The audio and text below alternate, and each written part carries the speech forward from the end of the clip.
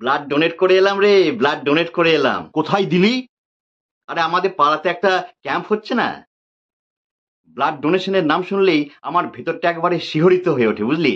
হ্যাঁ, সবার blood donate করা উচিত। তাতে কোনো ক্ষতি হয় না, বুঝলি? তাতে আমাদের রক্ত নতুন করে তৈরি হয়।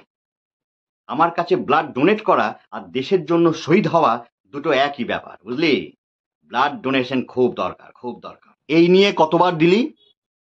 তা মোটামুটি ধর প্রথমবার। কত রক্ত নিল?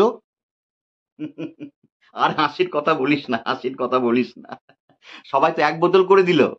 তারপর যখন আমার পালা এলো, সে টেনেই যাচ্ছে, টেনেই যাচ্ছে, যতক্ষণ না আমি কেঁদে কেটে অজ্ঞান হয়ে গেলাম ততক্ষণ।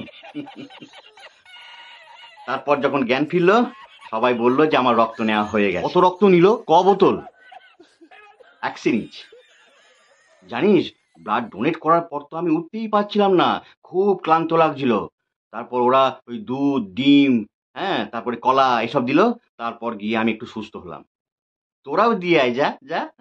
দেখবি একটা ভালো ফিল করবি, খুব সুন্দর একটা, ভালো লাগবে, ভালো লাগবে। যা যা তা যা, আমাদের দিয়ে আয়, জানাসনি দিয়ে আয়, কেন? যা। আমরাও যেতাম। ধ্যাৎ, আমি জানতাম নাকি? পাড়ার ছেলেগুলোই তো আমাকে চ্যাংদোলা করে নিয়ে গেল। কোথায় ছিলিস? খাটের তলায়, ভয়ে।